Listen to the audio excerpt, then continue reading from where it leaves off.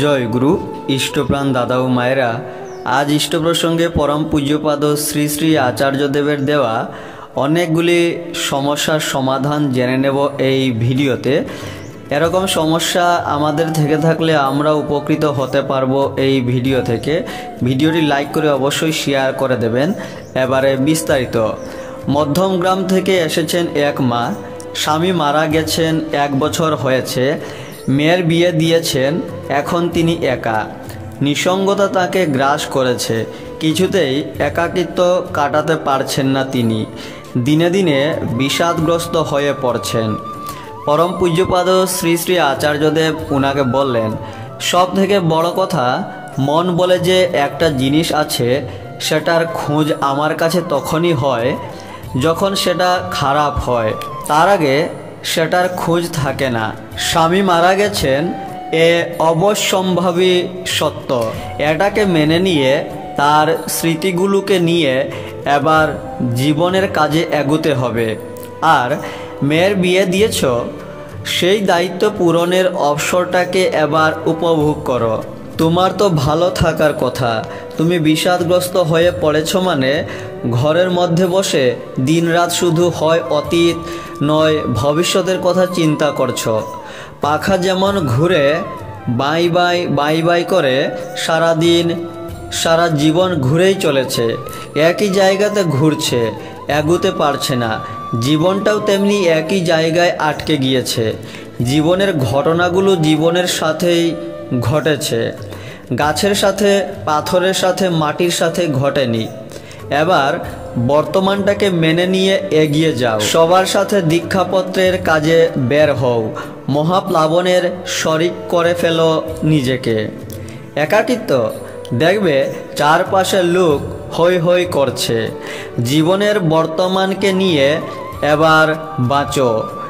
এতটা জীবন আমি সংসারে দিয়েছি, এবার আমি বাকিটা ঠাকুরের জন্য দেব। তুমি তার আদর্শের জন্য একবার নিজেকে গলাও। বরফ যেমন গলে জল হয়, তেমন তার জন্য এবার নিজেকে গলাও। দেখবে তোমার মধ্যেই তুমি মহাসিন্ধুর সন্ধান পেয়ে যাবে। উত্তর দিনাজপুর থেকে এক পরিবার এসে প্রণাম নিবেদন করে জানালেন, নতুন বাড়ি বানাবেন, কিন্তু নানান বাধার সম্মুখীন হচ্ছেন। পরম পূজ্যপাদ শ্রী শ্রী আচার্যদেব বললেন, আপনি কজন সন্তানের মা? সেই মা জানালেন, আজ্ঞে আমার 2 জন সন্তান। এরপর আচার্যদেব বললেন, বাচ্চা হওয়ার সময় কষ্ট হয়েছিল নিশ্চয়, আর তাই জন্যই তো সন্তানের অস্তিত্ব এত সুখের। তাহলে এইবারও তেমন বাধা হবে, কষ্ট হবে, কিন্তু লেগে থাকতে হবে, সব হয়ে যাবে। যেমন মনে করো সবজি রান্না হচ্ছে, নিচে আগুন আছে, তার উপরে কড়াইয়ের বাধাটা যদি না থাকতো, সব সমেত গিয়ে তো আগুনের মধ্যেই পড়তো। কড়াইয়ের বাধা আছে বলেই রান্নাটা হচ্ছে, তেমন বাধা নিয়েই তো আমরা এগিয়ে চলছি। যাও, যা করলে বাধা দূর হবে সেটা করো, এটাও হয়ে যাবে। এক দাদা তার ছোট ভাইয়ের প্রসঙ্গে উদ্বিগ্ন হয়ে জানালেন, ছোট ভাই রেলের ড্রাইভারি করে, ড্রাগ অ্যাডিক্টেড, মদ আসক্ত, 2 বার সংশোধনাগার থেকে ফিরে এসেছে। কিছুদিন ভালো থাকে, পুনরায় ড্রাগ আসক্ত হয়ে পড়ে। বিশেষ কিছু পরিবর্তন হয় না, চাকরিটা বজায় রাখা কঠিন হয়ে পড়ছে। পরম পূজ্যপাদ শ্রী শ্রী আচার্যদেব বললেন, ধরো রকেট উড়ালাম আকাশে, সেটা উড়ল, কিন্তু ফিরে আসলো আবার মাটিতে, যেখান থেকে উড়েছিল সেখানে। তাহলে সংশোধনাগার থেকে ওকে সুস্থ করে দিচ্ছে, কিন্তু ফিরে আসছে আবার কোথায়? যে জায়গাটা রোগের কারণ সেখানেই। আপনি কি রেলের অন্য কোনো ডিপার্টমেন্টে বদলির জন্য রিকোয়েস্ট আবেদন করেছেন?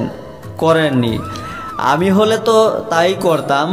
ভাই যতক্ষণ না ফিরে আসছে, সেই সময়ের মধ্যে ওর ফিরে এসে থাকার জায়গাটা, চাকরির পরিবেশটা বদলে ফেলতাম। যারা একবার ক্রাইম করে তারা বারবার ক্রাইমের জগতে ফিরে আসে কেন?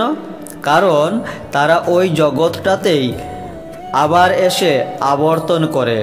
তোমাকে সবার আগে ওই পরিবেশটাকে বদলে দিতে হবে। ময়ূরভঞ্জ থেকে বয়স্কা এক মা দুই মেয়েকে নিয়ে এসে নিবেদন করলেন সকলে দীক্ষা নিতে চান।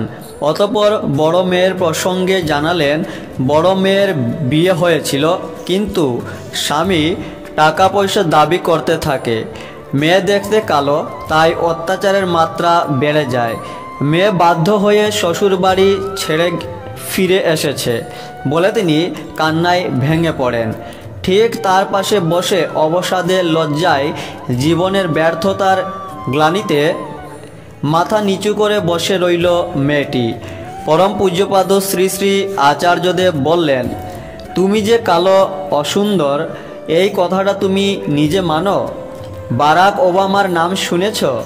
সে কেমন দেখতে ছিল? ওর খোঁজ নিয়ে দেখো তো তার স্ত্রীকে কেমন দেখতে ছিল। তোমার স্বামী অত্যাচার করে টাকা চায়, তার পিছনে গল্পটা এটা নয় যে তুমি দেখতে খারাপ।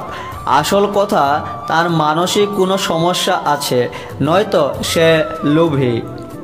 তুমি তার জন্য দায়ী নও, এটা আগে বিশ্বাস করো।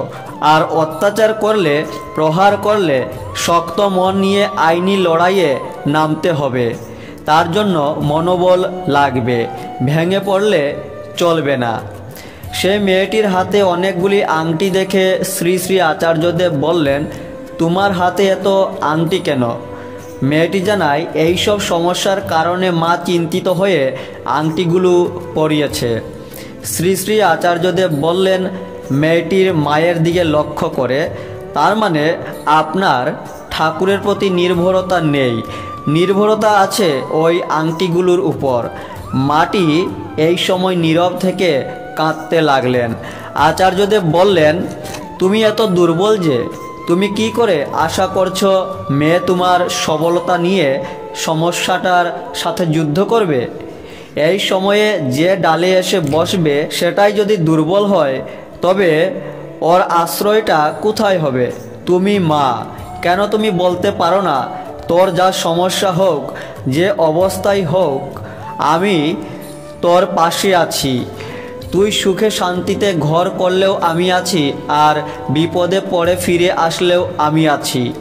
তুমি ঠাকুরের উপর নির্ভর করতে পারছো না, নিজের সন্তানকে কি করে নির্ভরতা দেবে? তোমার সন্তানই বা কী করে তোমার কাছ থেকে নির্ভরতা পাবে? ঠাকুরের উপর সবটা ছেড়ে দিয়ে সবই তার ইচ্ছা মনে করে চললে এখানে এসে কান্না পেত না।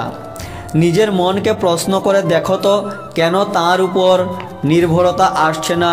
তার মানে কি আমি এমন কিছু কাজ করছি যার জন্য মনে হচ্ছে তিনি আমার প্রার্থনা শুনবেন না? তাহলে যা করলে, যেভাবে চললে তিনি আমাকে রক্ষা করবেন, তেমনটা চললেই দেখবে তুমি রক্ষা পাচ্ছ। ওই আংটি তাবিজ এসব ধারণ করে নিজেই নিজের রক্ষাকর্তা সাজতে হবে না। তিনি আমাকে রক্ষা করবেন, এই বিশ্বাসটা নিজের মন থেকেই আসবে। এই ছিল কিছু গুরুত্বপূর্ণ তথ্য। আলোচনা মাঘ 1430, আলোচনা জ্যৈষ্ঠ 1431 হইতে এই তথ্যগুলি সংগৃহীত। জয় গুরু।